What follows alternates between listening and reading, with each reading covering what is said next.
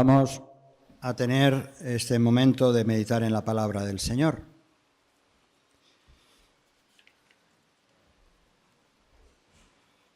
De hecho, a través de las canciones, a través de las oraciones, de las lecturas que se han hecho, ya la palabra de Dios ha estado presente en esta mañana, en medio nuestro. Pero vamos a meditar en un pasaje conocido que leemos en el Evangelio de Juan, capítulo 11. Evangelio de Juan, capítulo 11.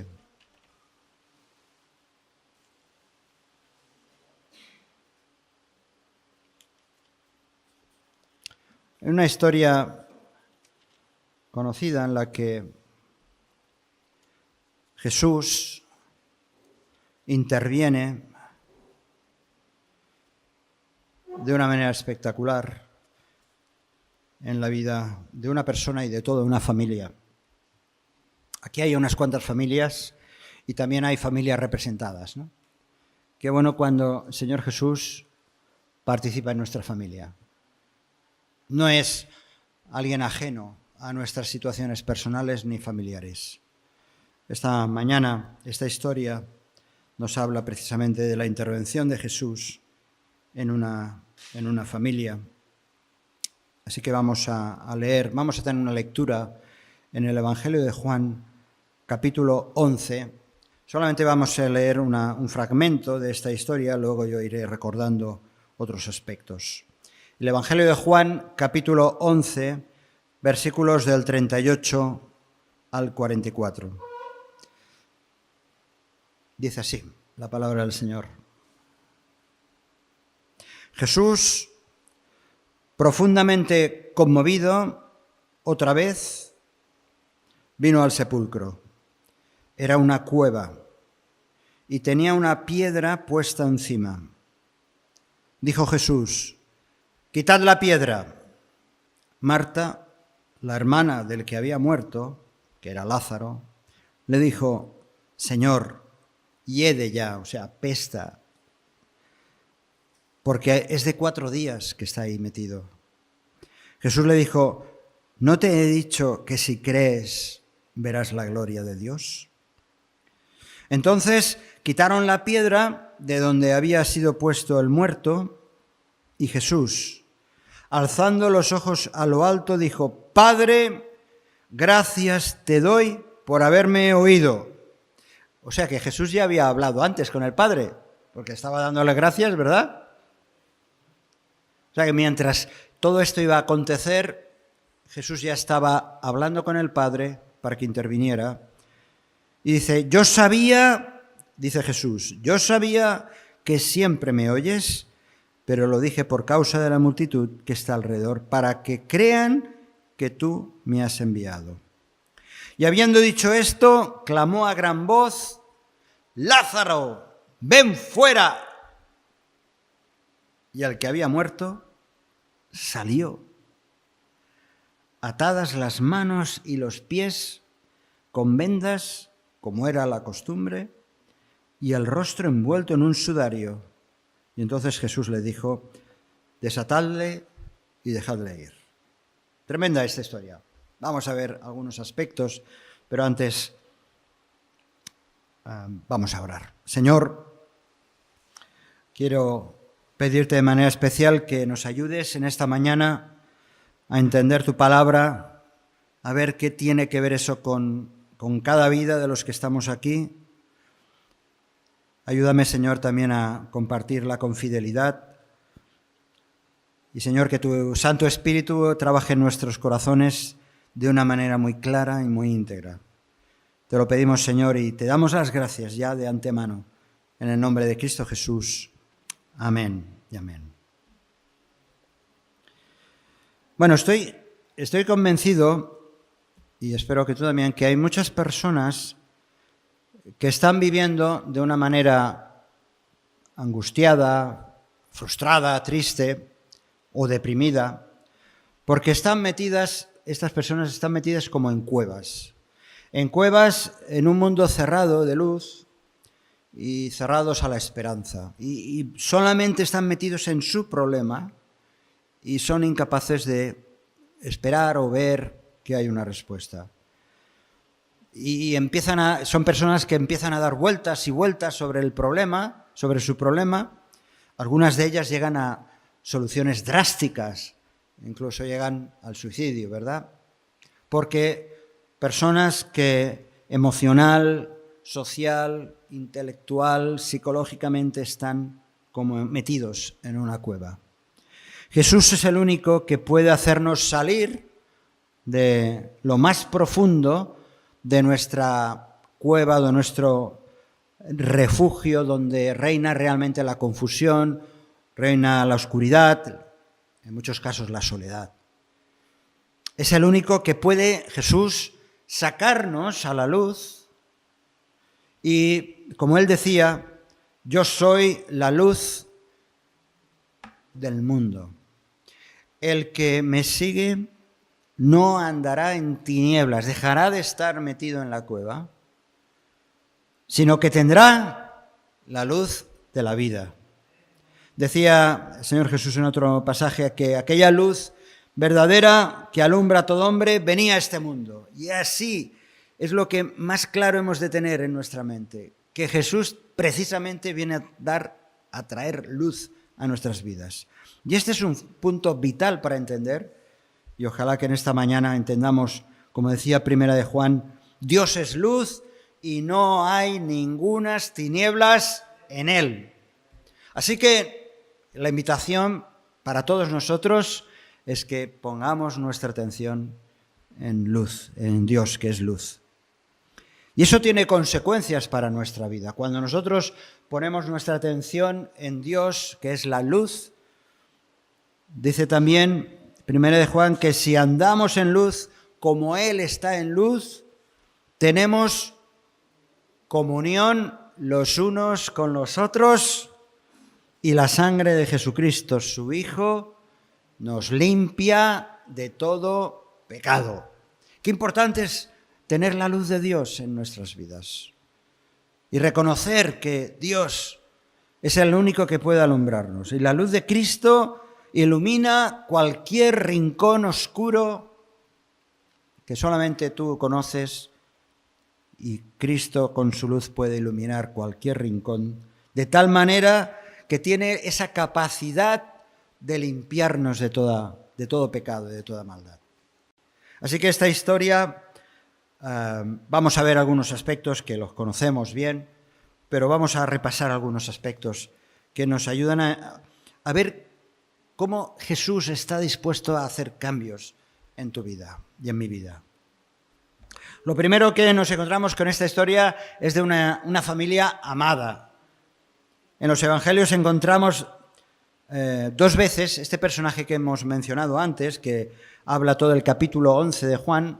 Nos encontramos a este personaje Lázaro, encontramos dos Lázaros en las Escrituras. Uno tiene que ver con una historia o parábola que Jesús me habló acerca de un mendigo humilde que fue recibido en el cielo, que se llamaba Lázaro, frente a otro rico, que no conocemos su nombre o que no era importante, que rechazó precisamente ese hombre rico, rechazó la misericordia y el amor por ese amor que tenía hacia los bienes materiales y no hizo caso de Dios y por eso fue enviado al infierno. Bien, el otro Lázaro del que hablaremos ahora fue un amigo que Jesús tenía en Betania.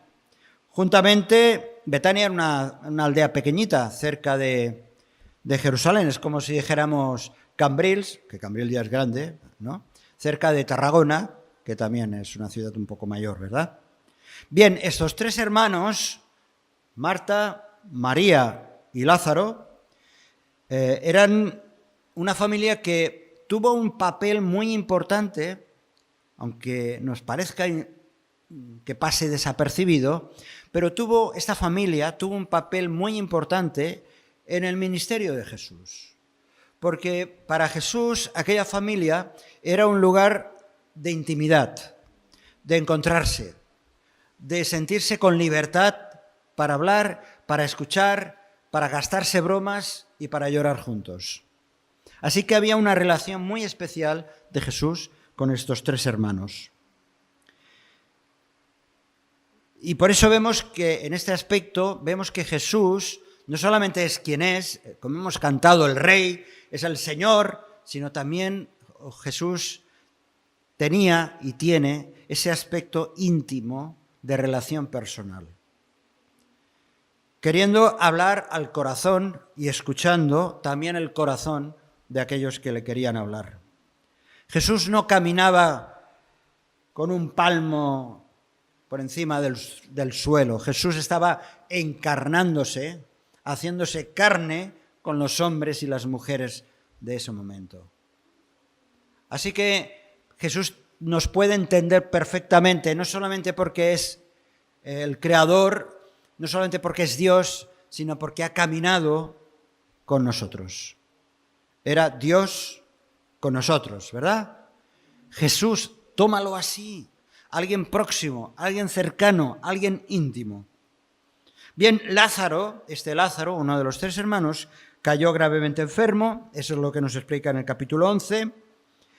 Pero fijaos, digo que es una familia amada porque el mensaje que enviaron las hermanas cuando Lázaro ya estaba muy grave, en el versículo 3 del capítulo 11, no os vayáis del capítulo 11 de Juan, dice que las hermanas enviaron a Jesús, al Señor Jesús, y dice, el mensaje fue, he aquí, el que amas está enfermo. El que amas está enfermo. Y luego, en el versículo 5, dice, y amaba Jesús a Marta, a su hermana y a Lázaro. Así que había esta intimidad, ¿verdad? Jesús amando a esta familia y al mismo tiempo era amado por ellos. Es una secuencia de amor recíproco. Yo te doy amor y tú me das amor. Así funcionan las verdaderas relaciones que tienen fundamento, sentido. Continuamente Jesús hablaba de esto precisamente, de amaros los unos a los otros. Y es el deseo del Señor. Bien, cuando Jesús recibe la noticia de la enfermedad tan grave en la que estaba Lázaro, hace algo extraño. Retrasa su salida, en lugar de salir corriendo. Si decimos, tanto amabas Jesús a Lázaro, ¿por qué no saliste enseguida? Pero él retrasa 2 días su salida. Y además tenía que ir, parece ser que estaban fuera de Judea, alejados quizá al otro lado del Jordán, e incluso los discípulos, leemos en el versículo 8, que cuando Jesús habla de la intención de ir a ver a la familia Lázaro, los discípulos, versículo 8, dice, hombre, cuidado, porque los judíos, los que están en esa zona, procuran matarte. ¿Y otra vez vas a ir allí? De nuevo Jesús menciona y les contesta con estas palabras en el versículo 9. Dicen, el que anda, bueno, versículo 9 y 10, dice, no tiene el día 12 horas, el que anda de día no tropieza porque ve la luz de este mundo, pero el que anda de noche tropieza porque no hay luz en él. Da una respuesta de aquellas Jesús que a veces uno dice, me sorprende, ¿no? ¿Qué tiene que ver esto con Lázaro? ¿Qué tiene que ver esto con Lázaro? Cuando Lázaro tiene un problema y ahora me hablas de la luz, justamente de lo que estábamos hablando al principio. Jesús menciona lo importante que es el estilo de vida de las personas. No importa la situación, lo importante es que haya luz en tu vida. Que haya luz en tu vida. Y aquí vemos como, fijaos en un poco la relación, como si fuera la cascada estos días, gracias a las lluvias de hace unas semanas, aquí por lo menos en Cataluña, hemos visto muchos ríos florecer, pantanos y cascadas, y esto es como una cascada de agua de un río. Primero hemos hablado, Dios es luz, Jesús es la luz del mundo, lo hemos leído, y esa luz tiene que brillar en los corazones de las personas, de aquellos que le siguen, Pero el que no tiene la luz dice que va dando tropezones en la vida. Eso tiene que ver con estilo de vida. Si no tienes la luz de Jesús, la vas pifiando continuamente. Te vas equivocando porque la luz no está en ti. Bien, después de 2 días, Jesús les habla claramente a sus discípulos, les dice, mirad, Lázaro ya ha muerto. Pero también les dice, versículo 15, me alegro, fijaos lo que le dice Jesús a los discípulos, dice, me alegro por vosotros. Cuando les ha dicho que Lázaro ha muerto, dice, me alegro por vosotros de no haber estado allí para que creáis. Pero vamos a él. O sea, Jesús se alegra por los discípulos, porque lo que van a ver va a ser algo extraordinario y eso hará que crean en él. Así de sencillo, ¿verdad? Así de sencillo. Jesús abre una ventana de esperanza entre sus discípulos. Les habla de la muerte de Lázaro. Les habla de una realidad, que Lázaro ha muerto. Pero al mismo tiempo les dice, va a ocurrir algo que por eso que va a ocurrir, vais vosotros a creer y a confiar en mí.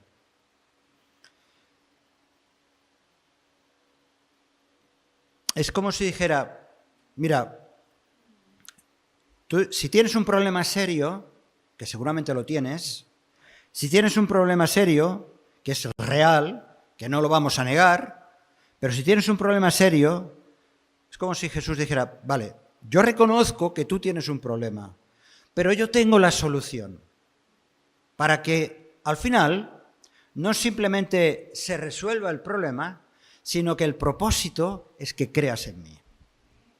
Nosotros somos tan egoístas que solamente esperamos que nos resuelva el problema. Pero el propósito de Dios, al responder a nuestras oraciones, es que creamos en Él, no que nuestro problema se solucione, porque somos tan egoístas que pensamos, bueno, una vez que ya esté solucionado, ya está bien. No, el Señor tiene propósito, que creamos en Él. Quizá nos falta comprender algo así, ¿no?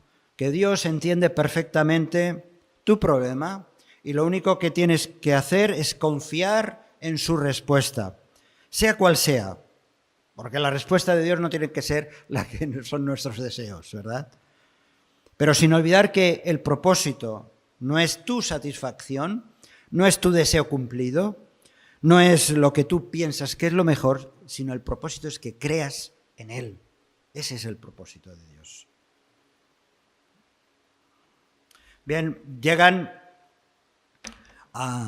Jesús con sus discípulos, llega allí a Betania y Lázaro lleva 4 días ya muerto, ahí en el sepulcro. Marta y María están llorando desconsoladamente por su querido hermano, lógicamente. Marta, al enterarse de la llegada de Jesús, leemos en el pasaje que sale a su encuentro.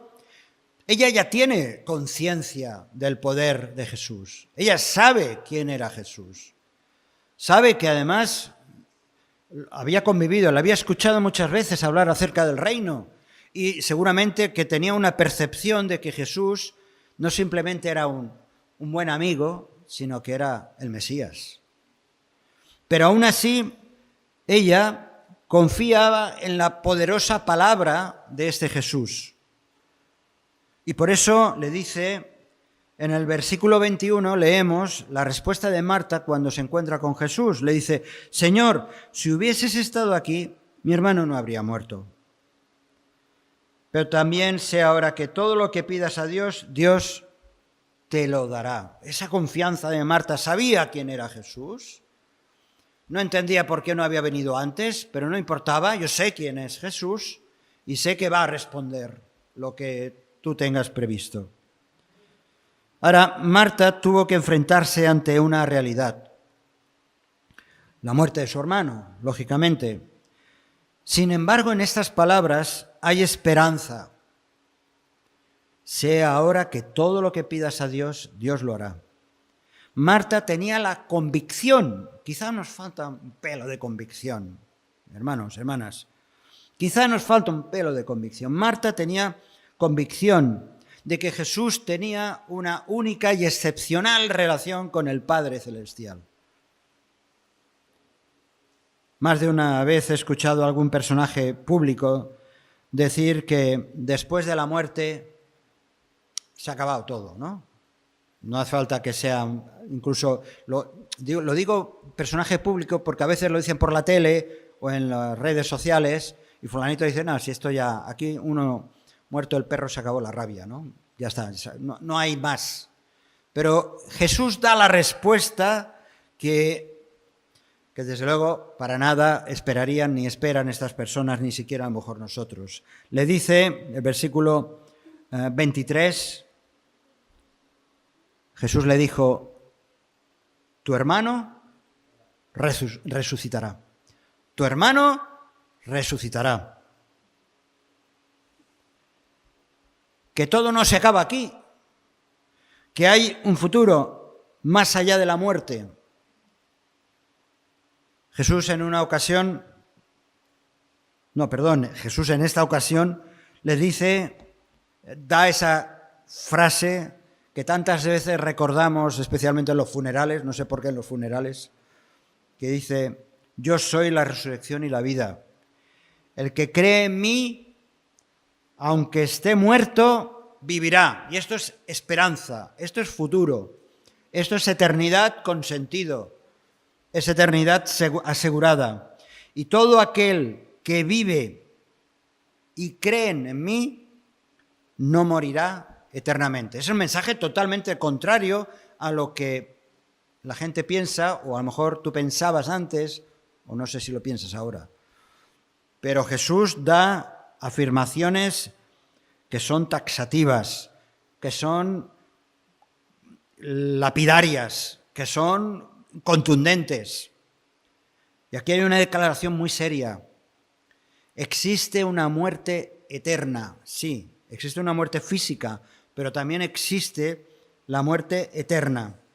Es el destino de todo hombre y toda mujer que a causa del pecado no ha tenido ese encuentro con Dios, no lo ha querido tener. Nosotros, yo personalmente, estaba en esa situación cuando era un niño, hasta que conocí al Señor a los 13 años, muerto en mis pecados, porque la muerte eterna es una realidad.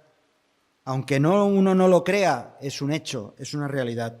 Precisamente por eso, Jesús decía que el que vive y cree en mí no morirá eternamente. Ahora es cuando hay que creer. Ahora es cuando hay que depositar la confianza en esa vida eterna que viene a través de Cristo. El pecado, ya sabéis, esa ilustración tan muchas veces que la mencionamos, ¿no? El pecado es ese gran abismo que hay entre Dios y el hombre, que lo ha alejado irremediablemente hacia una condenación por toda la eternidad. Bueno, he dicho irremediablemente y no es correcto. Hay una respuesta, hay una solución que es Cristo. Es Cristo. Porque Cristo ha hecho el camino para acceder al Padre. Así que lo importante es que esta escena que se está presentando en esos momentos está determinando la condición espiritual, no solamente la condición física de Lázaro, sino la condición espiritual de muchas personas y a lo largo de la historia y a lo largo de la humanidad. La escena que sigue es la más conmovedora en la vida de Jesús. Marta va a buscar a María, que se había quedado en casa, y ésta, al oír que Jesús llegaba, salió a su encuentro, leemos, derramando su alma a los pies de Jesús. Y dice el evangelista Juan que al verla llorar de esta forma, el espíritu de Jesús se conmovió dentro de tal manera que aquellos que estaban alrededor dijeron, mirad cómo le amaba. Otra vez, mostrando el amor que había entre ellos. Mirad cómo le amaba.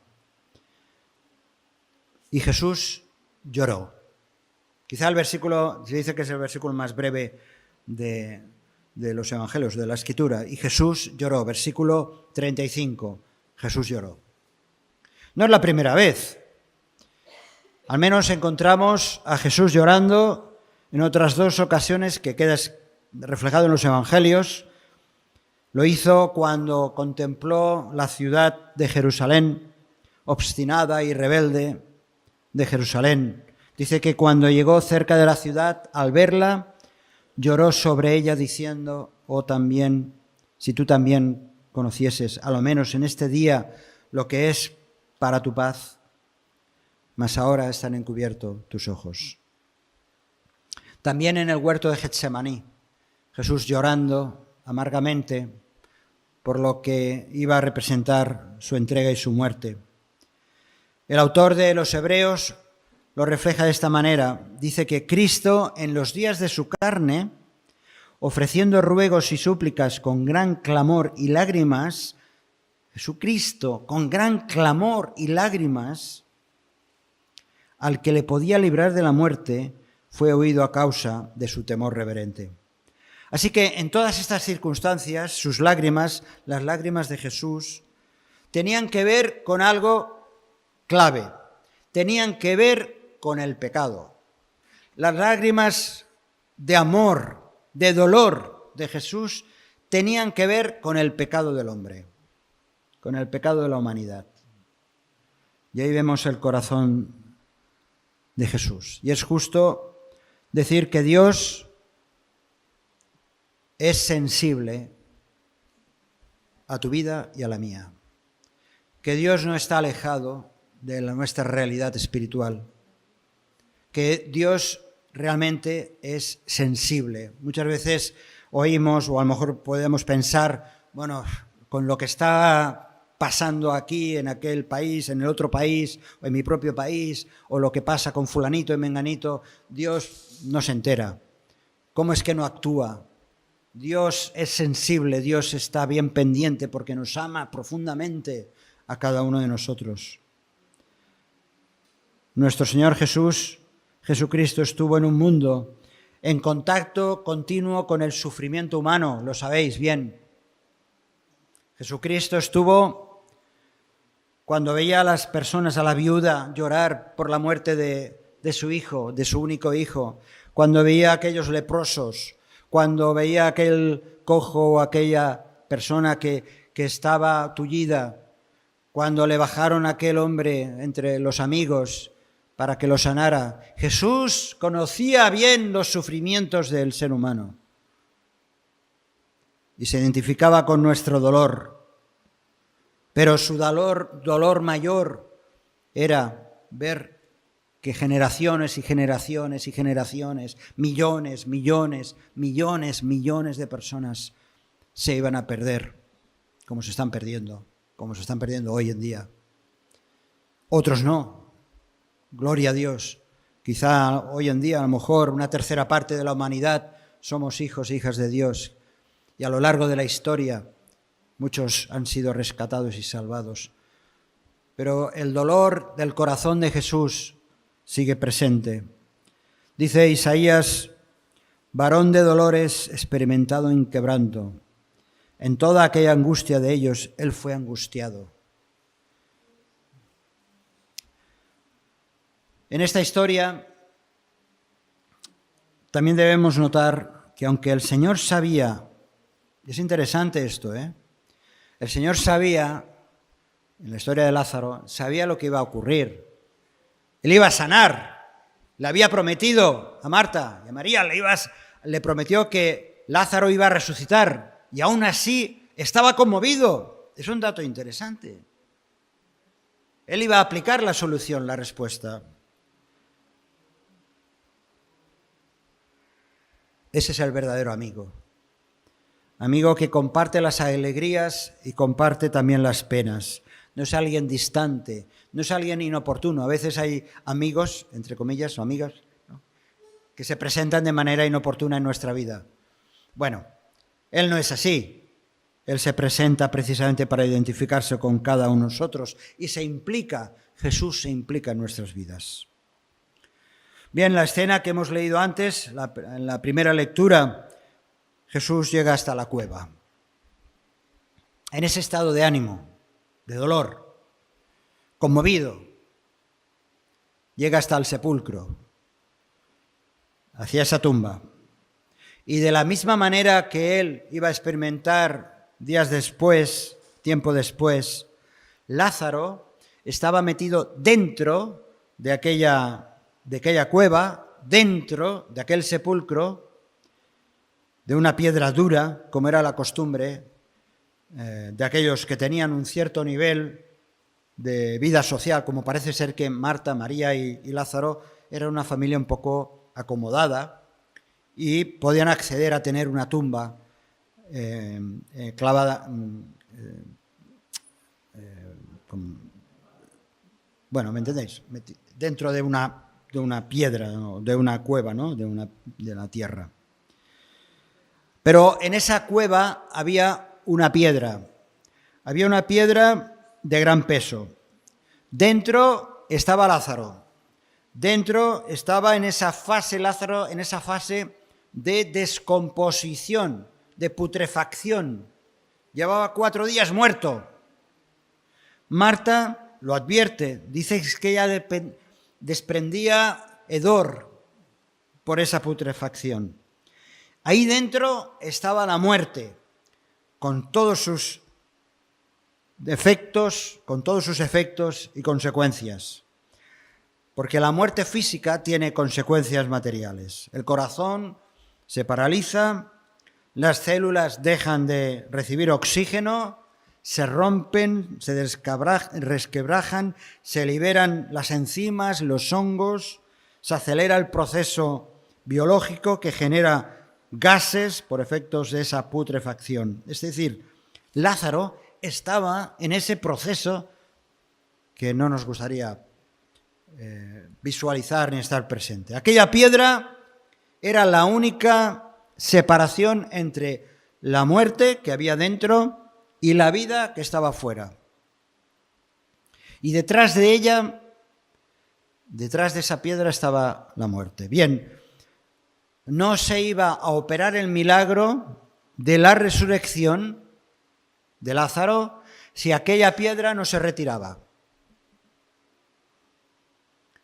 Aquella piedra pesada era un obstáculo para manifestar la gloria de Dios que Jesús estaba prometiendo.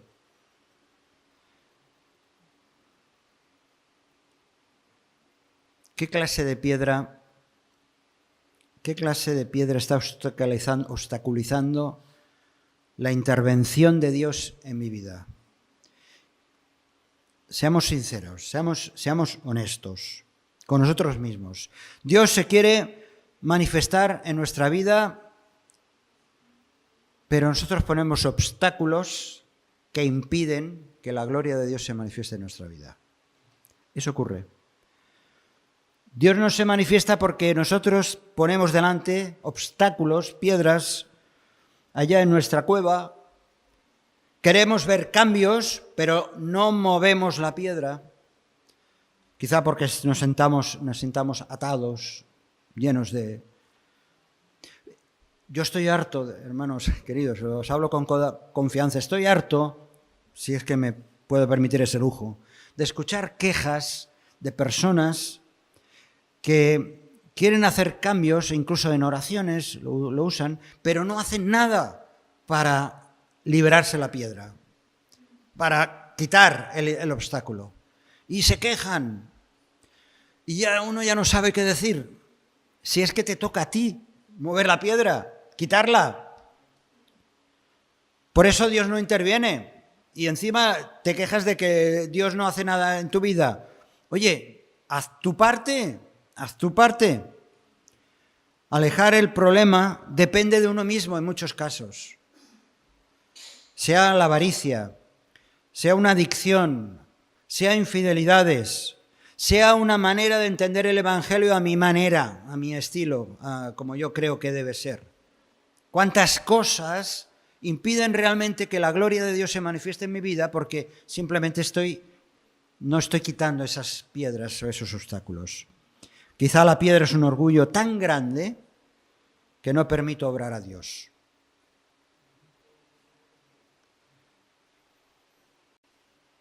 Hay piedras en los corazones que taponan la relación con Dios. Los hubo en tiempos de Israel, como hoy en tiempos nuestros. Jesús ordena en esos momentos, claro, Lázaro no podía hacerlo de manera histórica en esos momentos, ¿no? Pero Jesús ordena quitar la piedra a los acompañantes, a la familia de Lázaro, y entonces hay una orden que cumplen. Quizá hoy necesitamos hacer caso de la orden de Jesús. Te manda que quites la piedra. Quítala ya.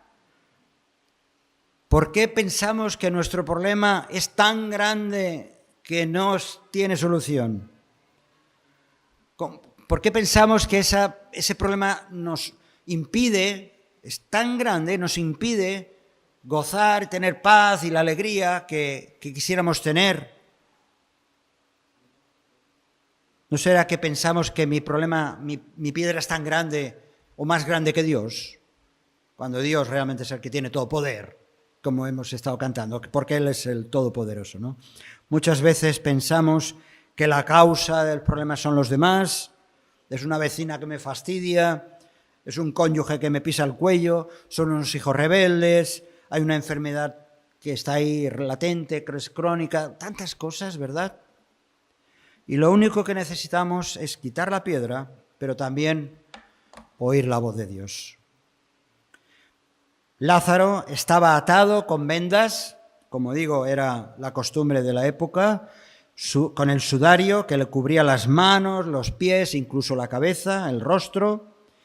A través de ese sudario, la olor de putrefacción irradiaba, invadía el ambiente, pero el grito de Jesús, Lázaro, ven fuera, fue suficiente para entrar en los rincones de aquella cueva, en medio de toda la oscuridad y de la putrefacción. Aquella voz poderosa de Jesús trajo vida a Lázaro. Era necesario quitar la piedra. Solo así el que estaba muerto podía salir de la cueva, pero sin la voz poderosa retando al que estaba muerto, no hubiera habido auténtica vida, no hubiera habido salvación en la vida de Lázaro. Primero, quita la piedra, y lo inmediato que tenemos que hacer es escuchar la voz de Dios, su voz. Dice un proverbio, el que me oyere habitará confiadamente y vivirá tranquilo. El que me oyere vivirá confiadamente, vivirá tranquilo, sin temor del mal. De lo que se trata, pues, es desear oír la voz de Dios y, como Lázaro, salir de nuestra cueva particular. Como Lázaro, salir de la cueva, de la oscuridad más absoluta, de la confusión y, sobre todo, de la muerte eterna. De cierto, decía Jesús, de cierto os digo, el que oye mi palabra y cree en el que me envió, no vendrá a condenación, tiene vida eterna, y no vendrá condenación, sino que ha pasado de la cueva afuera, de la muerte a vida. El que oye mi palabra y cree al que me envió, tiene vida eterna. Tiene vida eterna. Así que eso es lo que toca. Quitar la piedra, reconocer mi condición, escuchar la voz de Dios, creer en Él y tener vida eterna y vivirla abundantemente. Yo he venido para que tengáis vida y vida en abundancia. ¿Sabéis qué? Y aquí acabo. Después de este suceso, dice, si siguiéramos leyendo, que muchos creyeron después de este suceso tan espectacular. Dice, muchos creyeron. Era el propósito. ¿Os acordáis al principio de la historia que decía que Jesús dijo, vamos, Me alegro porque vais a creer algunos. Pero también hubieron aquellos otros que empezaron a buscar la manera de eliminar a Jesús, de cargárselo, de matarlo. Así que no importa los demás, lo importante es lo que tú vas a hacer con Jesús, lo que tú vas a hacer en el estado en el que estés para realmente vivir la vida abundante. No importa lo que otros crean, otros digan, lo que otros opinen, sino lo que realmente tú vas a hacer cuando oigas la voz de Jesús, que la estás escuchando ahora y que la vas a estar escuchando a lo largo de tu vida, si estás deseando vivir conforme a su voluntad. Lo importante es vivir abundantemente la vida que Dios te da. Déjate de obstáculos, deja de piedras y tonterías que te impiden vivir abundantemente la fe en Cristo. Si este mensaje te ha bendecido o te ha ayudado en algo, puedes suscribirte a nuestro canal de YouTube. También conocerás nuestra comunidad, la Asamblea Bíblica del Camp de Tarragona, en Cambrils, España, a la que estás cordialmente invitada o invitado. También puedes seguirnos por las redes sociales. Los enlaces los encontrarás aquí abajo y podrás visitar nuestra página, así como conocer nuestros programas radiales y podcasts de Yum Radio. ¿Qué? ¿Te suscribes ya a nuestro canal?